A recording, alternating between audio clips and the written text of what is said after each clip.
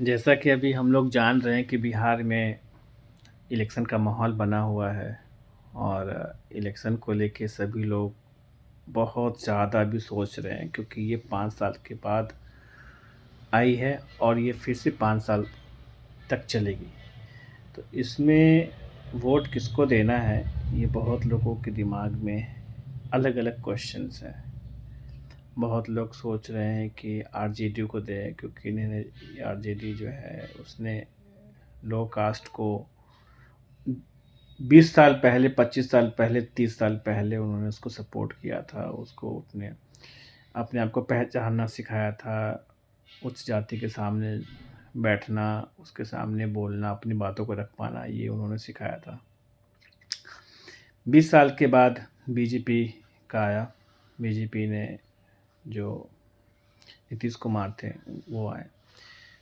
फिर उनका basically agenda है कि हमारे देश में जो भी चीज़ हो रही है या फिर जो भी चीज़ें अंग्रेज़ के द्वारा या फिर जो भी चीज़ें किसी और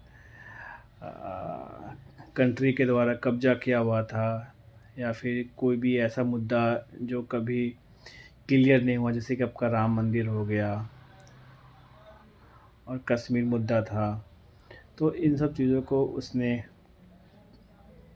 रिहा करवाया। इसलिए बिहार के लोग सोच रहे हैं कि राम मंदिर बनवाया तो बीजेपी को दूं।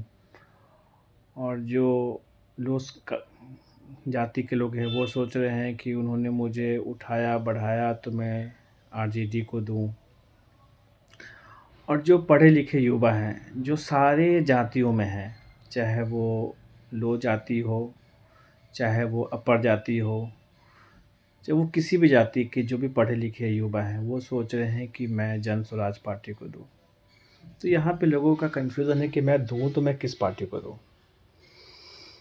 तो जो पढ़े लिखे युवा जो सोच रहे हैं कि मैं जन स्वराज पार्टी को दूं, वो बिल्कुल वो सही सोच रहे हैं, क्योंकि बिहार का विकास ना तो आरजेडी के हाथ में है, ना वो जेडीयू के हाथ में है, ना वो एनडीए के हाथ में है। बिहार का डेवलपमेंट है तो फुल्ली वो जन स्वराज के हाथ में है। क्योंकि अब हम लोगों को जिसने जो सिखाया था वो तो हमने सीख लिया। अब बिहार में कोई भी छोटी जाति का लोग बड़ी जाति के सामने बोलने से हिचकिचाता नहीं है। चलो वो उस समय की मांग थी, उस समय ने उसने उस जाति को जिताया, तो चलो ठीक है, उससे मैंने सीख लिया, ओके। बीजेपी को वोट दिया, राम मंदिर बन गया, कश्मीर मुद्दा हट गया, ओके। लेकिन जो बिहार का मुद्दा है वो नहीं हट पा रहा है। विकास विकास विकास। जब तक बिहार में प्राइवेटकरण, औद्योगिकरण नहीं आएगा, तब तक सरकार सरकारी नौकरी देने पे भी समस्याओं को हल नहीं कर सकती है। क्योंकि बिहार में एक परिवार में 10 लोग, 5 लोग, 6 लोग ऐसे हैं, एक कमाने वाले 6-7 खाने वाले हैं। तो वहाँ पे आपको private company, private factory, IT industry, ये सब आपको वहाँ पे लगाने पड़ेंगे, जो जन स्वराज ही कर सकता है।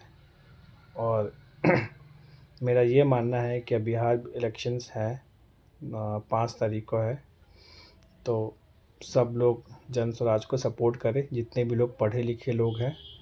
और हमें जाति का मुद्दा पहले ही ख़त्म हो चुका, क्योंकि मैंने उस पार्टी को मैंने जिता दिया तो जाति का मुद्दा ख़त्म हो गया। आज के टाइम में बीजेपी की सरकार रहती है, लेकिन फिर भी लो जाति के लोग अपने हाई जाति के सामने बात करते हैं।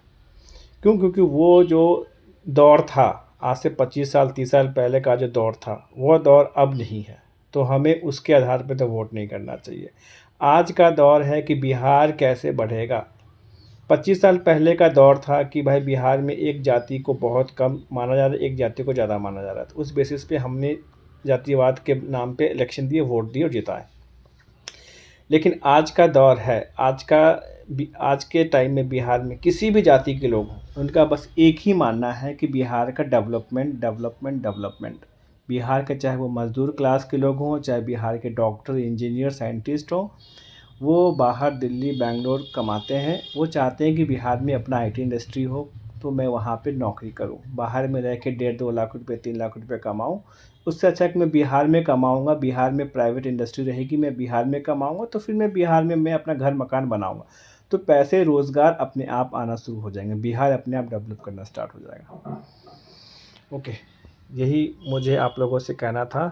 जय हिंद, जय भारत। और डिसीजन आप लोगों के हाथ में है। जो पढ़े लिखे लोग हैं वो अपने मत को, अपने बातों को अपने आप सामने रखें, अपने आगे रखें और उस हिसाब से सरकार को बनाएं, क्योंकि अब सब कुछ माहौल चेंज हो गया। अब इंडस्ट्री, अब आईटी आ गया है।